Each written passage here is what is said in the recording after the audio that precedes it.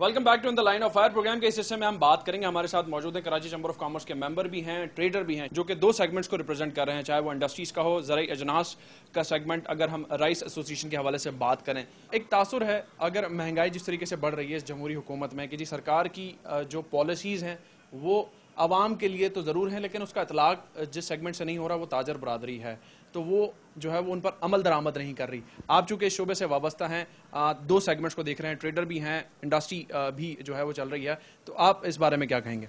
देखें, इसमें जो बेसिक जो ख़राबी है वो तो पॉलिसी की है कि थॉटफुल पॉलिसी बनाई नहीं जा रही, जिसकी वजह से ये पॉलिसी जो है प्रो प्राइस हाइक बन गई है रादर देन कि ये एंटी प्राइस हाइक होती और उसको महंगाई को कम करती।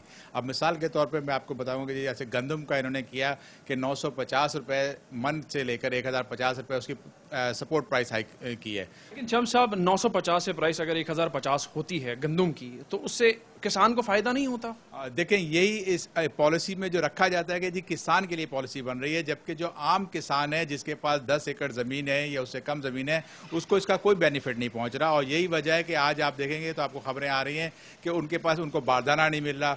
जो इन्फ्लुएंशियल जो एग्रेरियन बैकग्राउंड के जो फ्यूडल लॉर्ड्स हैं, जो एग्रेरियन पॉलिटिशियंस हैं, वो इस पूरी पॉलिसी के बेनिफिशरीज हैं, उनको इसका बेनिफिट जाता है। और अगर आप देखें कि दिसंबर तक गवर्नमेंट ने कुछ 453 अरब रुपए से ज़्यादा का अमाउंट सिर्फ सब्सिडी पे खर्च किया है, और उस सब्सिडी में दो चीज़ें आती हैं कि ये तो कंज्यूमर को रिलीफ पहुंचाना है और दूसरा ये कि किसान को फ़ायदा पहुंचे, लेकिन ना कंज्यूमर को रिलीफ पहुंचा है ना ही किसान को पहुंचा है।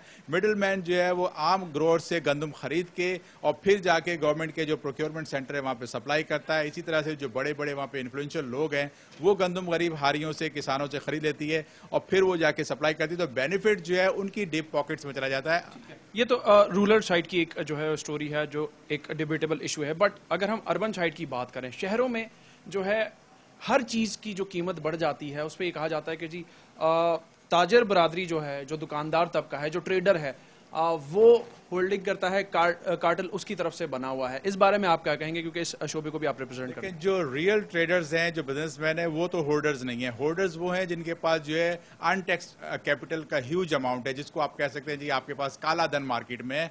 और गवर्नमेंट ने आज तक जो है होल्डर्स के खिलाफ कोई एक्शन नहीं लिया। ये वो होल्डर्स हैं जो मुख्तलिफ मार्केट्स में जाके इन्वेस्टमेंट करते हैं, ना उनका ताल्लुक हमारी किसी बाजार की एसोसिएशन से होता है, वो आउटसाइडर्स होते हैं। वो आते हैं, देखते हैं कि किस चीज़ में कोई शॉर्टेज होने वाली है, अगर चीनी की प्रोडक्शन शॉर्ट हो रही है तो वो चीनी परचेज कर लेते हैं, अगर चावल में कोई ऐसी चीज़ हो रही है तो वो चावल परचेज कर लेते हैं, दालों में है तो वो दालें परचेज कर लेते हैं। आप नहीं समझते कि इस चीज़ का इल्म जो है वो पहले ट्रेडर को ही होता है? तो ट्रेडर बॉडीज़ में से या ट्रेडर कम्युनिटी में से ही कुछ लोग इस चीज़ का हिस्सा बन रहे हैं, जो महंगाई का बाइस बन जाती हैं चीज़ें? नहीं, देखें, ट्रेडर्स फिर भी उसको तो अपनी ट्रेड को चलाना है, उसके तो जब तक उसकी कमोडिटी जो है वो स्टॉक बिक नहीं जाती और वो नहीं खरीद सकता तो वो ट्रेडर नहीं कहलाता। और वो ट्रेडर जो कभी होल्डर नहीं बनता।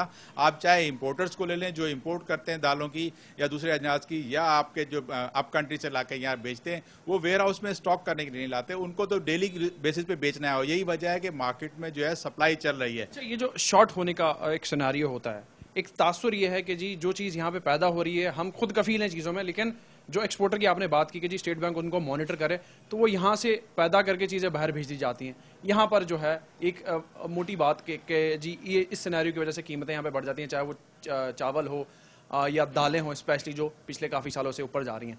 तो ये सेगमेंट जो है वो कौन कर रहा है, ट्रेडर या फिर कोई एक माफिया काम कर रही है इसके ऊपर? और पॉलिसीज का इतलाक उन पर क्यों नहीं हो रहा? इस पे माफिया काम कर रही है, क्योंकि माफिया के पास ये है कि उनके पास जराए ज्यादा है। मैंने जैसे पहले कहा कि अनटैक्स्ड अमाउंट उनके पास इतना ज्यादा है, जो उनकी ब्लैक मनी है वो बहुत ज्यादा है, वो आके उस पर करते हैं, फिर वो अपने कनेक्शंस को यूज करते हुए मुख्तलिफ जराए से सोर्स अपनी फाइनेंसिंग भी अवेल करते हैं, बल्कि कार्टेल बन जाते हैं। बहुत सारे ग्रुप आ जाते हैं, शामिल हो जाते हैं, जिनका कारोबार से वास्ता नहीं है, वो आते हैं। और गवर्नमेंट को अपनी फाइनेंसिंग पॉलिसी को भी रिव्यू करना है कि जो एक्चुअल जो है उसका मिसयूज ना हो रहा हो, कहीं वो चली जाए।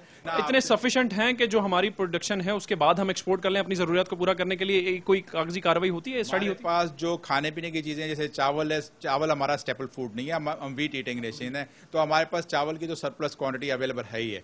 फिर वीट हमारे पास इतने स्टॉक पड़े हैं कि जखीर गोदामों में सड़ने के हो रहे हैं, लेकिन गलत पॉलिसी की वजह से ना तो वो एक्सपोर्ट हो पा रहे हैं, जो प्राइस हाइक, मैंने सपोर्ट प्राइस हाइक की बात की थी, और ना ही आम लोगों को उसको रिलीफ पहुंच रहा है। तो ये कैसा पॉलिसी है कि आप ना तो एक्सपोर्ट कर रहे हो कि आपने उसकी प्राइस प्राइस हाई इतनी कर दी है, सपोर्ट प्राइस बढ़ा के कि आपने इंटरनेशनल मार्केट से पाकिस्तान को आउट कर दिया। आज पाकिस्तान $300 से ऊपर की प्राइस आपकी कॉस्ट आ रही है, जबकि आपके जो कंपेटिटर है वो $260 में, $255 में वीट ऑफर कर रहे हैं। तो आप एक्सपोर्ट मार्केट में नहीं है। अब वो अजनास गोदामों में पड़े हुए हैं, ओपन आसमान, खुले आसमान के नीचे पड़े हुए हैं, और आपके पास ना तो स्टोरिंग फैसिलिटी है स्टोरेज की, और ना ही आप अपने कंज्यूमर को सस्ती देना चाह रहे हो। तो कोई शक नहीं है कि जो स्टोरेज के हवाले से बातें कही गई हैं उस पर जो है वो इकदामात नहीं हुए हैं। वीट हमारी पिछले 2-3 सालों से मुस्तकिल जो है वो ज़ाया भी हो रही है, और अब भी शायद कुछ ऐसे खदशात हैं। ये बताइए कि जो दालों का सिनेरियो है वो भी काफ़ी हमें पिछले 4-5 सालों से एक तूल पकड़ता हुआ दिखाई दे रहा है।